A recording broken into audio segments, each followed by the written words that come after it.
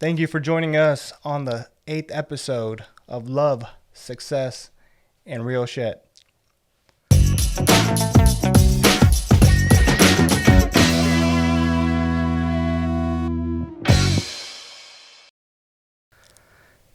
Today, we got a podcast of the artist, and we're going to be digging deep into filmmaking, just kind of the artist and everyone in general, and kind of the passion behind it, and what you expect out of that journey if you dare to follow through it. So we got my man Imran in the house, and we can't wait to jump in and kind of just talk about our passion. Oh yeah, passion and our debts. Oh, what's that about? You know, the debt of the cameraman. Oh yeah. But if you're good enough, you're gonna make it up pretty fast. Oh yeah. Keyword good enough. Good enough. I think you're good enough. I seen your stuff. You're killing it. Yeah, I mean, at the end of the day, like, what is good enough, anyways, right? What is it? That's true, man. So tell me about a little bit about your journey and how you kind of got started and how's it going? Yeah, so I think like a lot of these businesses nowadays, it was through the pandemic. So pandemic hit and kind of sat at home and thought about, what's gonna happen in the future? Like, what are we really doing? So I started a business with videography. I've always had a camera in my hand, whether it was my dad's camera or whether it was one that I purchased later, or even just a cell phone. Always had a camera and decided to just take that plunge. So born and raised in Houston. Die-hard Rockets fan. I love my Rockets. Bleed red. Well, actually blue right now. I don't know what's going on with that. That's not working. So definitely bleed red. But I was a salesman for 8 years, and I think that's where I really got into the technical side of it, because I was selling cell phones. And in those cell phones, what's the biggest thing that you get out of cell phones is the plans, the phones, accessories. Well, I was gonna say the cameras. Like when iPhone came out, it was like this phone has like a sick camera, and then now like the biggest feature that people look at whenever they're updating their phones is the camera. Portrait mode video might be coming out soon, like all these different camera things. So I think from that, getting involved into that type of like viewpoint, being able to tell a story through a camera lens, it kind of developed and grew from there. So you'll be able to kind of explain it to the T when someone came in with a technical issue. You probably digging in and you kind of knew more than the brand itself, huh? You man, I was telling them what the f-stop was on a cell phone camera, and I mean, these people were leaving with information that there's no way they remember this stuff. But it was just they're like, oh, this guy knows this stuff. Let me buy a cell phone from him. See, I started off as a cell phone salesperson as well, but that was before the cameras were firstly introduced, but it wasn't at the level it's at now. Yeah. So now it's like... That's when they had like the Nokias, or maybe a little bit after those Nokias, when they had like the HP, like the Samsung, the stylus, and the Samsung. Blackberries. Blackberries were the number one thing, and they didn't even have a camera on them until much later, when it was already too late. Man, so you kind of just started enjoying that process of just the technical side of cell phones? Yeah, and what's kind of funny is that if you look at cell phones and their like trajectory, it's almost like the trajectory of an artist, right? Because like if you have these companies like Nokia and BlackBerry and HP and like all these cell phone companies that were there and they were like present. And then you had these new guys coming in, Apple and, all these other new phone companies, Google. And the one thing that BlackBerry, Nokia, HP, Palm Pilot, like all these phones that they didn't do is they didn't adapt and they didn't adjust. So like they still kept their identity, but they didn't adapt. So it kind of, So I just want to let everyone know that that's a special type of person that likes the technical side of things, because I absolutely do not like it one single bit. Yeah, man, tech. You get me. You sit me down with tech, and we'll be sitting here for the next 5 episodes of Love, Success, and Real Shit. The technical real love, episode. Success, and real technical shit. Man, you should get a senior citizen and just sit down with them, because I think you'll enjoy that. You know what the funniest thing was is that I'm not even exaggerating this. A lot of senior citizens that came into the cell phones, or you probably realize this too, working in cell phones, like half of them they would come in upset because their phones wouldn't turn on, and they're like, this phone doesn't work, and you're like, okay, well, let me see. You push the power button, and voila, Yeah. it's like boom. Like, yeah, so Man, so you started all this with the pandemic. That's yeah. I just want to start off by giving you some props there because you know, there's a lot of people that decided to just take 2020 off Yeah. and not really do anything productive and get into something. So for you to be able to take that leap of faith and to do what you're doing now and the videos and content that you're coming out with now, it's like major props. Thank you. You know, because like not only did you take that leap of faith, you're really excelling in the field from my point of view, and I feel like a lot of others feel the same exact way. Yeah. So that's definitely some major props. Now, let me ask you, if the pandemic wasn't there, would Imran still be being a I think so. videographer? I think so. I think so. I think maybe it would have taken a little bit longer to make it official because I was already doing things with my camera, but it wasn't officially peak creative. It was just, hey, Imran has a camera. Let's shoot this random thing. Let's do this. Let's do that. Actually, a lot of things, and I want to give a shout out to all my basketball guys. You know, some of these guys, Raza, and some of these other guys that we have out there, these basketball guys, because that's actually, I would take the cameras and I would start recording them, and I was recording them purposely to train myself. So I can be like, okay, these are fast moving subjects. How do I control that camera? How do I control my gimbal? How do I set my settings to be able to capture these things, knowing that this is going to help me later on? So it would be funny because every time we'd go play basketball, here comes Imran with his big camera and like his Sony camera and his gimbal and ready to shoot while he's on the bench. Yeah, people probably love that. They're getting personal highlights done. Oh, they would get personal highlights all the time. They, especially when you do it in slow motion, everyone's like, "Oh my god!"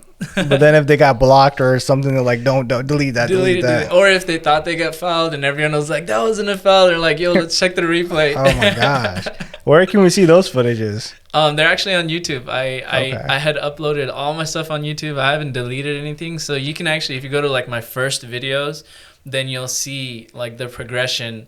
And actually, I even did a wedding for my cousin. His name's Shoaib as well too. Oh wow! And it was the first wedding that I ever shot. And like for him, it was a great wedding video, but for me, it was like, God. Now that I look at it, I'm like, man, the color temperatures are all wrong. Like, oh God, look at that. I shot an entire 8-minute nikah and I put it right in the wedding video, and I just without any pause or anything, just because they wanted it. Yeah. But I just without any breaks, just a full like 8-minute wedding video, like Wow. the sermon right in the middle. And but you know what's crazy is that I put it on YouTube, right? And if I didn't put it on YouTube, maybe it wouldn't have gotten that many hits or whatnot. I put it on YouTube. This thing blew up. It got 600,000 views. Wow. On YouTube, which is like, you know, for a wedding video, it's like, especially in the first like few months. So Was it what people like propping you, or was it like a comical type of like a? no, people like, if you look at the comments, and it's crazy because YouTube allows you to look at analytics, right? Yeah. So when you go back and look at these analytics on this video, most of the people watching it were like these women from India or Pakistan between the ages of 18 and 24. So it wasn't like a comical thing. They were going on there and they're like saying stuff like, this is the best nikah I've ever seen, or this is like an amazing video. Oh, when the bride looks at the groom for the first time. Like, they're just like saying this type of stuff. What year was it shot?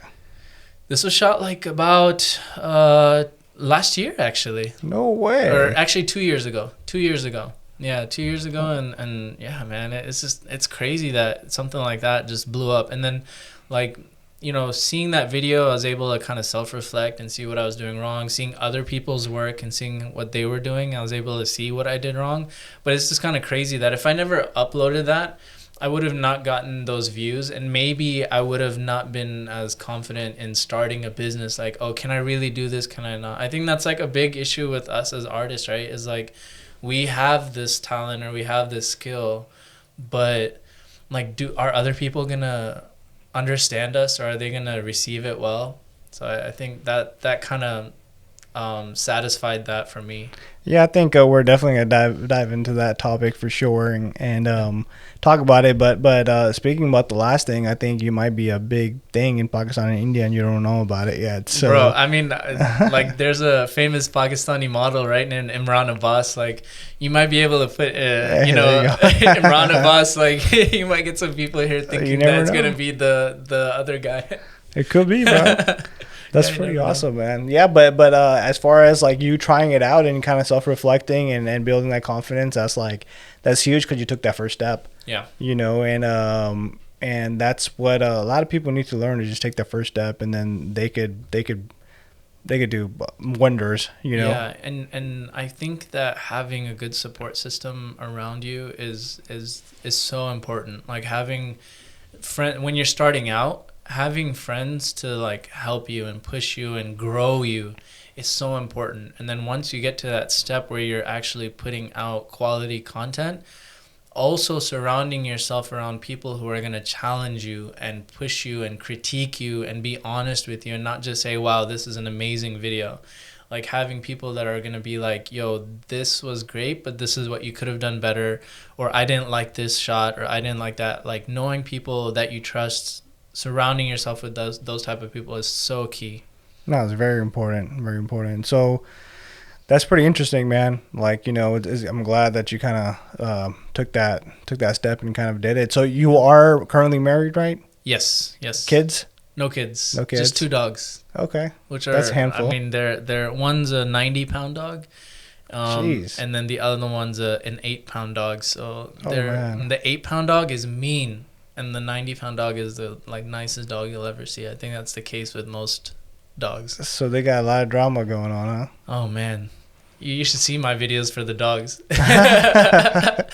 Man, you should create like a separate page for that. Just the dog videos, man. There's so many dog videos out there. It's just like I would have no time chasing these dogs around. I think that's hilarious, man. So like you're married. How long have you been married for? For 2 years. Okay. Yeah. So your wife's super supportive and on board with you? Yeah. My wife's super supportive. I don't think I would have been able to like when it comes to like someone there to support you. I don't think I would have been able to do this without her. She's always pushing me to like make new content, keep going, keep pushing. If sometimes you get into those little ruts, and she's like, no, let's go do something, let's go make something.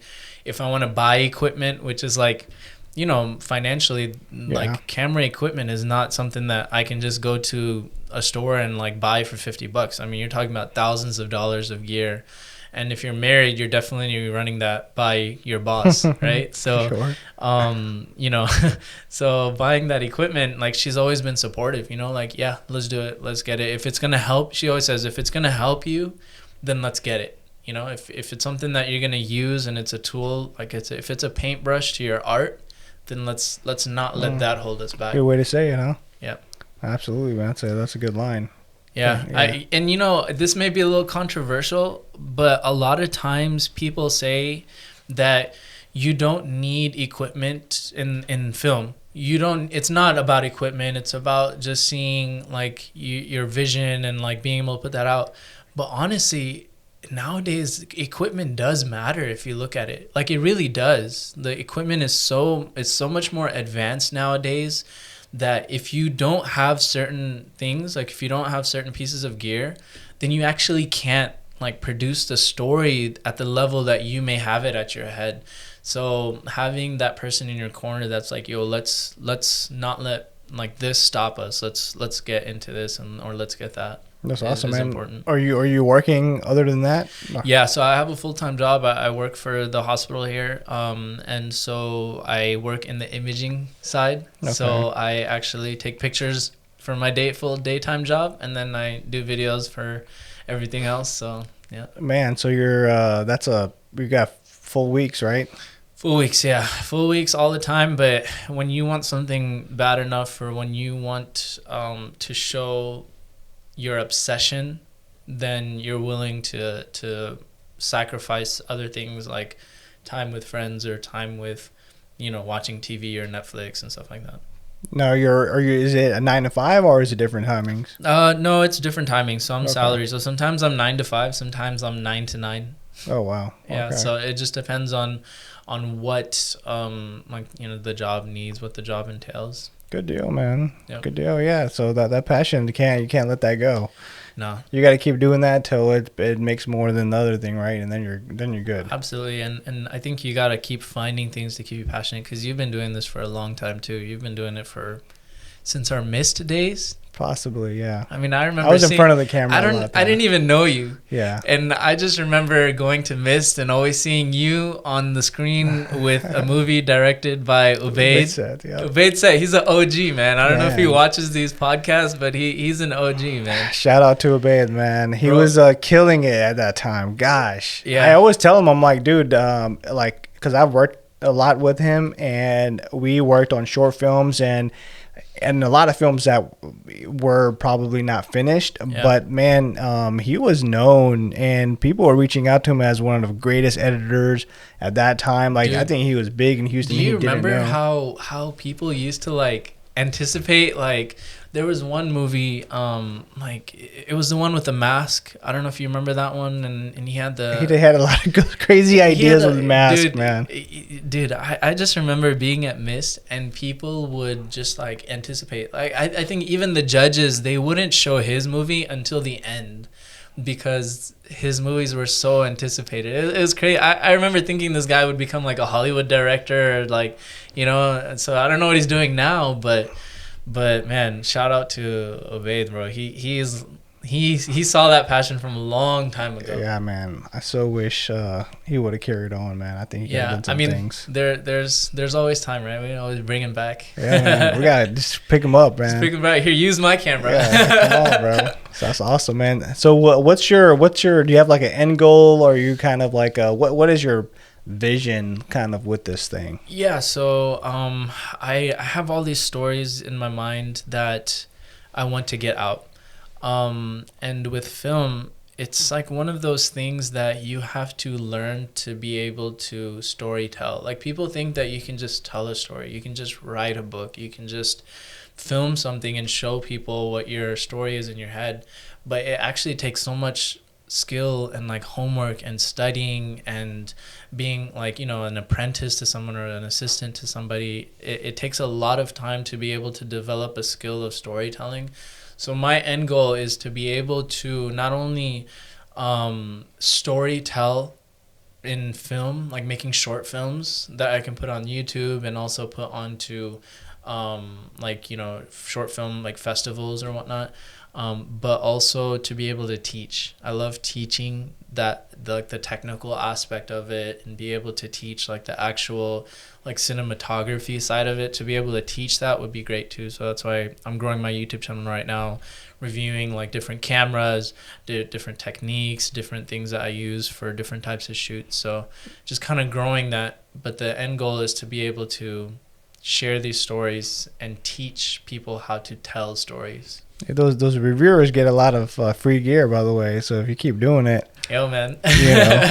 you'll be have a house full of cameras, man. Look, one thing I learned in school was there's no such thing as a free lunch, right? So these people, they send you free gear, but then like they expect you to hook onto them like a fish. So yeah. you gotta really look at your situation. Do you want to be hooked onto something and not have the like freedom to move around, or do you want to get free gear? That's true, man. Free gear does sound enticing though. It does a lot, dude. So basically, a lot of the content that I'm seeing whenever your content pops up is a lot of promos and commercials and stuff of that sort. Yep. So you're also doing a good job in storytelling there, but is your main thing storytelling just across the board, or is it actually into like short film narratives and stuff of that sort? So I don't like the editing, and when I say I don't like, it's just personally, right? One thing that I've learned not only through some of my mentors, but also just watching things on YouTube and stuff, is that you can't really say someone's style is bad or that style is not appropriate. So, but for me, I don't like the styles where people are just editing really flashy things and it's just a lot of neon lights and you know what I'm saying, like this new Absolutely. visual type of style, right? Fast cuts and everything. Yeah, Right. I'm not a big fan of that. And so, in essence, if you ask me, am I just storytelling across the board? I would say yes. Because even in the edits where I have with a lot of the athletic shoots that I do, I'm trying to build up the story, like introduce the character, then show what they're doing. So if you look at some of my basketball edits, right, I work with 6-0 athletes a lot, and he has some NBA clients and some international basketball players and stuff as well too. That's pretty cool. Yeah, that's another side of the story that I never would have thought I would have been able to work with, you know, actual like NBA guys or whatnot. So, but the storytelling is like introducing this guy, and then showing him working out as a warm up, and then showing him like actually going through these skills, and then maybe showing some game highlights and how that translates. So it's like in essence, you're watching it as a viewer. You're just seeing this step by step process of this person training, and it's their highlight video of it. But for me, it's like building up a story and building up like a narrative almost to say without actually having like an actual narrative or dialogue. But I do have some short films that I'm actually working on right now that I am excited to push out and really, you know, tell that type of story where it's a little bit more concentrated. Is it English or is it Hindi or Urdu? So it's English, but the stories I have in my mind right now are not dialogue controlled or dialogue driven stories. They're more like feeling driven. So I have some actors that I work with that are really talented. You know, these young guys that are really good at like, you know, acting. They have the nice flowy long hair. I mean, I haven't known that feeling in a long time myself. You can tell I do that. So they, you know, they have that look and they're great actors. And, you know, so working with them, I'm able to show emotion in the film versus dialogue. Because dialogue can sometimes be constricting, and emotions can be a little bit more encompassing. And someone can relate to a movie that's just showing emotion without any dialogue versus someone who's watching a movie that's just dialogue. So that's what I'm aiming towards right now, is showing that all-encompassing, emotional, like driven short films. Right on, man. Yeah. And I'm actually taking classes too for learning how to do documentaries. So I do want to get into documentary filmmaking as well too. Okay. Wow. Because there's stories in there as well too. So I'm actually taking classes, even though, you know, I opened a business and I've been shooting this, and the learning never stops, right? It doesn't. And so instead of now, you know, I have the gear that I need. So instead of investing more money there, I'm trying to invest more money in myself to learn from professionals in the field. So learning how to tell a story through a documentary. No, that's a big time, man. And Netflix is like loving that stuff, right? Yeah. So, no, I definitely see what you're doing there. And, you know, props to you. You know, I think that the storytelling is unique. And like I totally get what you're saying with the flashy stuff that's going on now and the fast cuts. And believe it or not, man, I'm more of a like a you know, more of a like cinematic approach. So I appreciate the things that you're putting out. Yeah. And I just haven't got a chance. It's been about a year or so since I've been doing films, like little short little skits and stuff of that sort. But my main thing is drama, man. I actually love doing drama genres, and that's kind of like I'm a script writer too, so yeah. I'm actually writing some scripts to get some short films produced and stuff of that sort. Yo, so let's do it. Yeah, man, for sure. We could. The one I'm currently just finishing up is about infidelity. You know, between a husband and a woman or whatnot. So. Yeah, man, I totally get it because, I mean, I don't know if you watch much like Bollywood and stuff like that, but, yeah. You know, some people grow up with it and you appreciate the art behind it and the emotion behind it. Yeah. And I am a huge Bollywood fan. You are? Okay. I was a huge Bollywood fan. I haven't seen, I kind of stopped watching with the newer, yeah, like, same. The newer actors after maybe like Hrithik Roshan and all these. After them, like I actually kind of stopped watching because everyone was going for that goofy, like, you know, like the Akshay Kumar goofy type of style, and it just kind of turned me away from it. And the stories were becoming repetitive.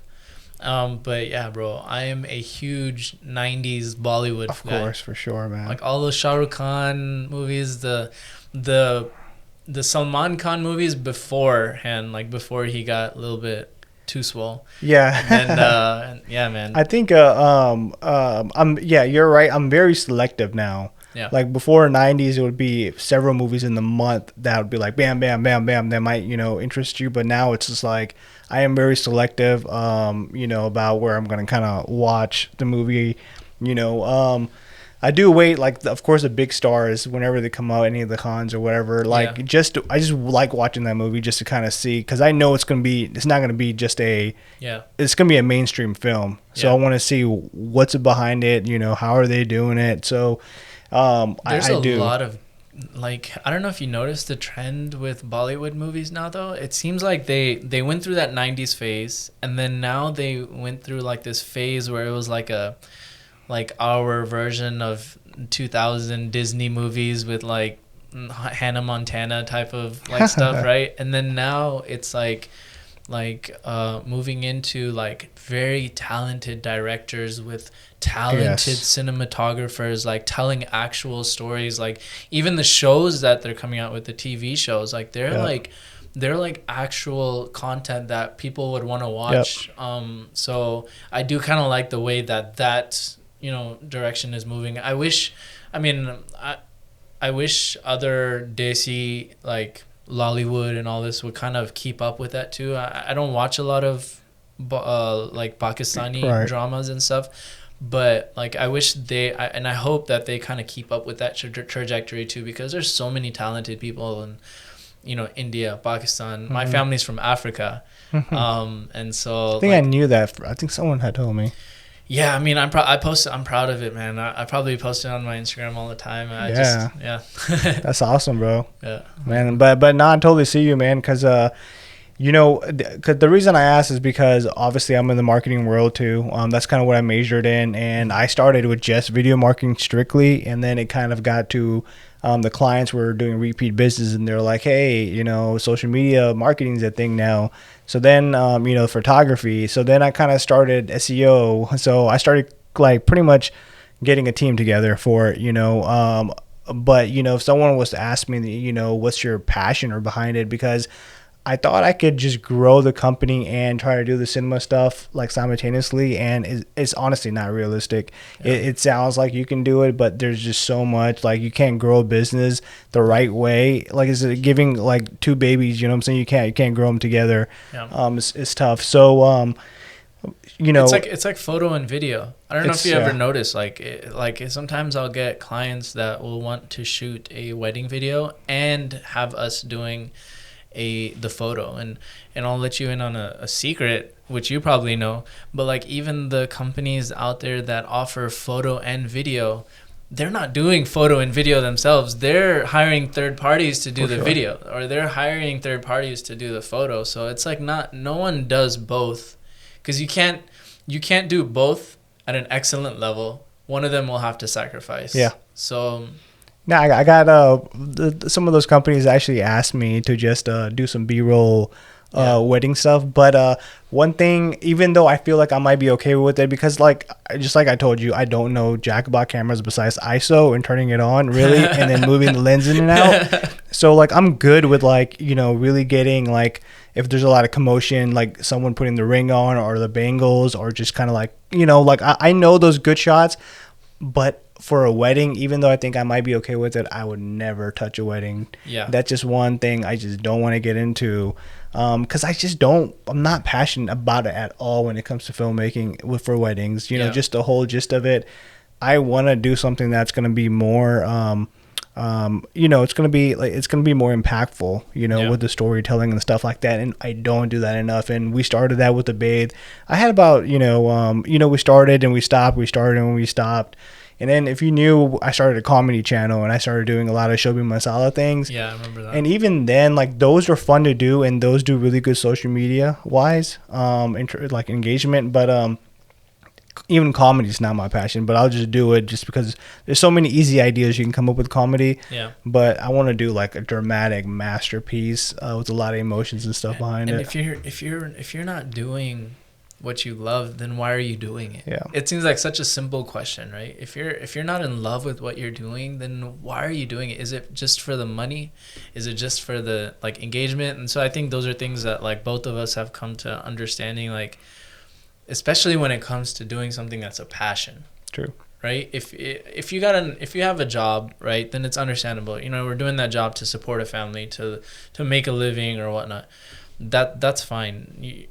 In all truth, like you don't really have to love that, right? Mm-hmm. But if you're doing something that involves a passion, whether that's painting or filming or singing, and you're not doing it out of love and you're just doing it, then what's the point? It's no point at all. Yeah. No, that's definitely true, man. So this is kind of, you know, I know if we were allowed 5 hours here, we'd kind of go, you know, all about it, you know. So because as you're talking, and I'm sure I don't know, but my imagination wheels are turning right now, you know, and I'm just like, oh man, you know, I wish I could do like a million of these right now. But no, man, like I definitely kind of see where you're coming from, man. So, you know, how is it with your family? Because I know of course my family is not completely on board with it, and cheerleaders on the side, you know. So how are you dealing with some of that? So my mom always says never leave your day job. If you want to do this video thing, that's fine, but don't quit your day job. It's like, you know, and in my mind I'm like, oh, well, I wouldn't mind leaving my day job if I started making a certain percentage of what I'm making now. But yeah, dude, I mean, it's like, and imagine if you were doing this before you got married, right? And then not only do you have your parents telling you like, yo, what are you doing? But then now you're trying to find someone that you love, and they're like, oh, you're a videographer? Like, what, really? Like, yeah. But my family has been very, they've been very receptive, but also at the same time hesitant. I don't know if that makes sense. Like, oh, it's great, you're doing this. Yeah, it's great. Oh, it looks really good. Oh yeah. Don't quit your day job. Yeah. Because they think it's just fun, right? They just think it's fun. You know, it's Imran, he's doing this thing. You know, I've always had a passion for many things growing up. I've always loved, and when I love something, or when something's really interesting me at that point, then like I'm fully involved in it. Like I'm diving deep into it. So, you know, I wanted to do singing, so I got singing lessons. I wanted to play an instrument, so I learned how to play harmonium from this Indian Sardarji, like Indian guy, like a Master Ji, and he would like teach me how to play a harmonium. Oh my God. Or, you know, like just different things. I was always, so this to them right now is more of a this is another thing. Even though to me it's actually a culmination of all those things leading to where I'm at right now. Yeah. Like, you know, I mean, you were an actor before this, right? Before you got into videography. I liked singing. I liked drawing. I was in art school, and I liked dancing before too. So those type of things, like those are all different art forms, and it all has led me to, instead of being in front of a camera now, being behind the camera. Things I never knew about you, man. Yeah, never knew you did all that. I was a huge Hrithik Roshan fan. If we had brought my wife here, she would show you all the videos of me doing dances at like my cousin's weddings with the bandana, you know, like the Hrithik Man, we can't Roshan even say anything about you because that's everybody. Everybody. Dude, Hrithik Roshan is still a stud, bro. Dude, I mean, he looks like he can still keep like, you know, acting in movies where he's just looking like the 20-year-old guy, like, man. But you know, they have a whole team behind them, so it's like, you know, if we had a team behind us, I mean, like, you know, it would be good too, man. That's awesome, man. Yeah, like I completely hear you on that. Yeah, I mean, with your family, I mean, do they think that this is like just a hobby for you as well too? Yeah, man. I think I've been on and off, you know, with it, and you know, if I go into detail, you know, I feel like you know, the reasons why I haven't, you know, done anything on a substantial level, I can probably justify those actions. But you know, for my parents, it's kind of like, or you know, for my dad and some of my family members now, it's kind of like, you know, okay, you know, where is it going to, and when is it going to stop if you don't think it's going to go anywhere? Mm-hmm. You know, and you know, that's a valid, you know, something to think about, right? But At the same time, I feel like as of right now, aside from just like the company and just work or whatnot, I don't have much responsibilities. I'm not married Yeah. as of right now, so I feel like I can. I still have a little bit of time left. I'm not too caught up in expectations from the society, Yeah. and I think marriage is a big deal. So I'm really, you know, I think about it in a certain way. So I think when that person comes and I'm confident, you know, we can have that conversation then, and I'll be open to it. But for now, I got to keep doing what I'm doing. But I don't think the parents would ever understand. And you know, I'm not saying we're the only passionate ones here, but kind Yeah. of just being on set and shooting and when I'm directing and working with actors and bringing the emotions out. It's like I feel like I'm really good with just actors, you know, and just Yeah. bringing the emotions out and just like, you know, or take them to the side and kind of explaining them coming back and killing that scene. Yeah. And I'm just like, you know, I can't like my parents won't know how that feel, Yeah. right? They just think you're behind the camera sitting in the chair just telling them, Yeah. like, hey, do this, do that. Isn't that feeling amazing though? Like those long shoots, like you're exhausted, Oh man. but it doesn't feel like work at all. Like I would go back and do that shoot again and again and again and feel just as exhausted, if not more. Like to be able to do that, it just brings joy. Like, just to be able to do that, and it's just amazing, isn't it? It was, man. I remember we had a 3-day shoot, about 12, 15 hours each day, and I would go home, go to sleep. I would be tired as hell, Yeah. but I won't be that, oh my God, I go to work. Like, I'm just up, and I'm like, hell yeah, dude. You know, let's go and do this. Those are like good times, man. And honestly, those are memories too. Like all the people that you work with, the crew that you work with, you build relationships with them. Like you really enjoy that time that you spend with them.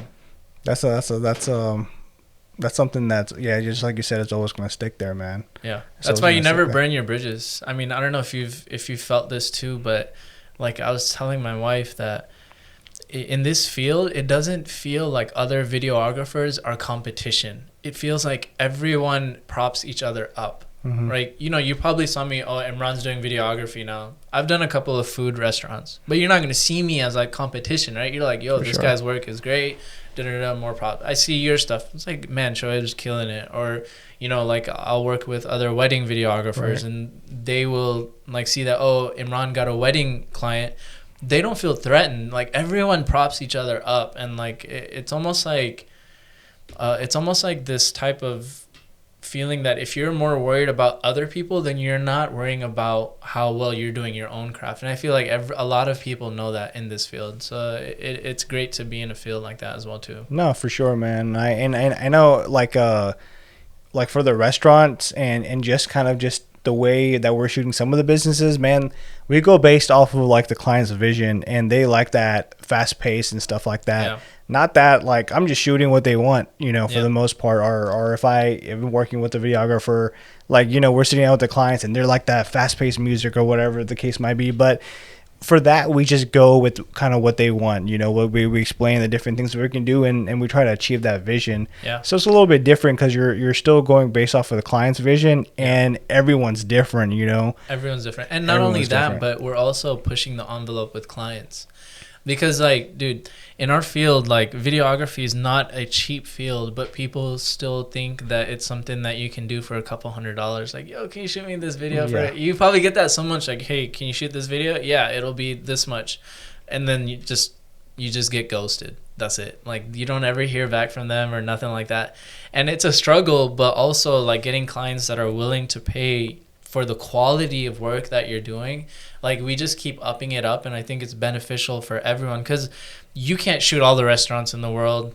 Some other person can't shoot all the restaurants in Houston. You know what I'm saying? Like, everyone will get theirs. Yep. But we're all collectively raising the bar on the quality of work, and we're raising the bar on the quality of clients that they're willing to pay for videography, especially with the current market trends going, that like videography is going to be like the biggest advertising form, in these next decades or whatnot. Sure, I think video marketing already is. Yeah, I mean, it's there and it still can grow. I Yeah. mean, it's crazy. It's crazy about how many people don't utilize video to grow their business. I mean, I'm sure you have business owners that listen to your podcast, right? Because they're looking at the success side of things or whatnot. Absolutely. But it's crazy how many of them still don't know that like video is so important, even on your website or on like your Instagram or just even inside of a restaurant. I've been to like one of your clients, I'm not sure if I can say their name or not, but like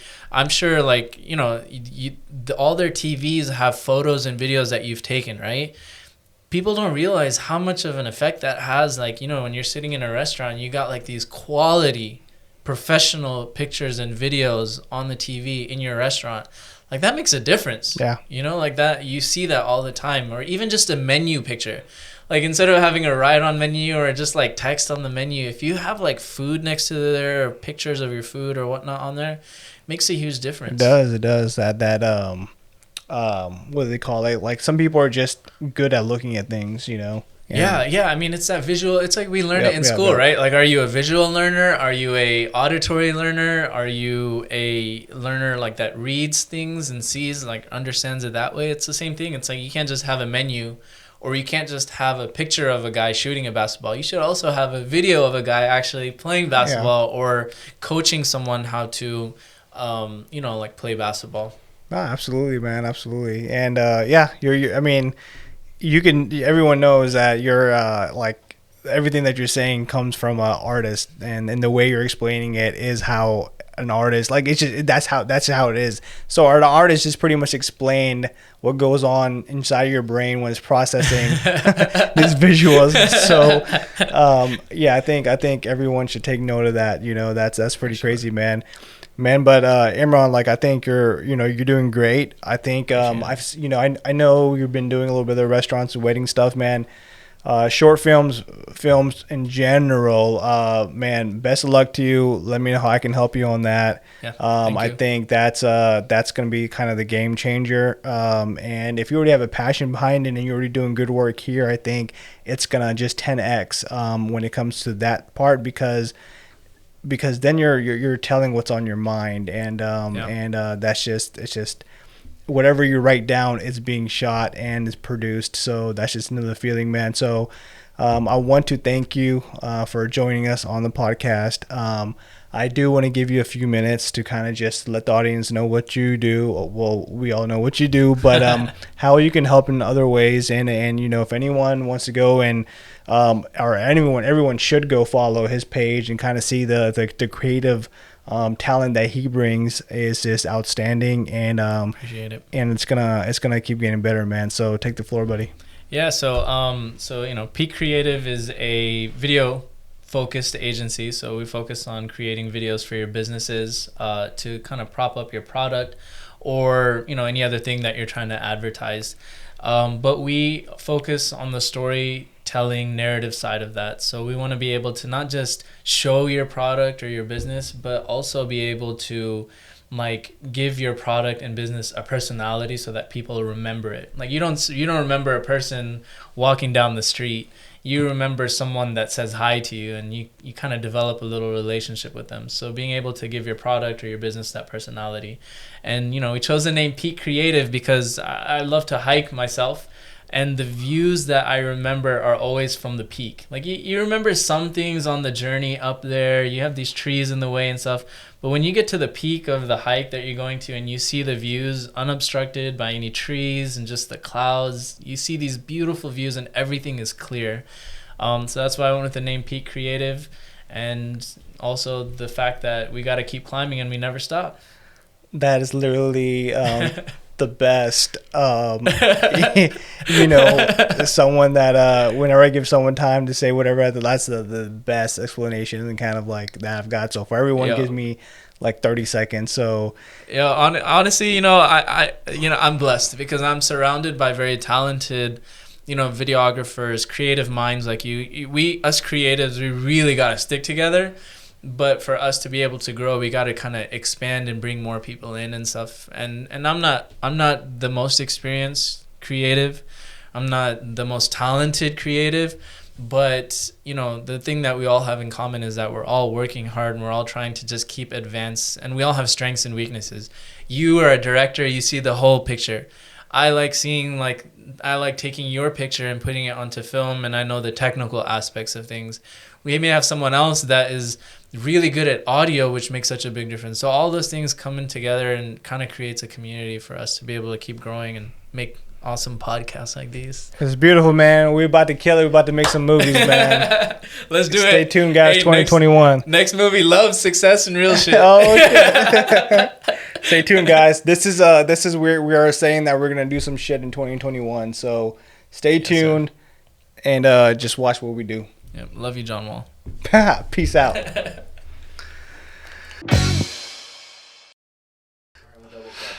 All right. That was badass, bro. Yo, that was fun, bro. That was actually really fun. Yeah, it was. Time went by fast, bro. Dude, I honestly didn't even feel like it was 40 minutes. I was like, man, that went It was by 45, right? Yeah, you were sitting like a 40. Or was it longer?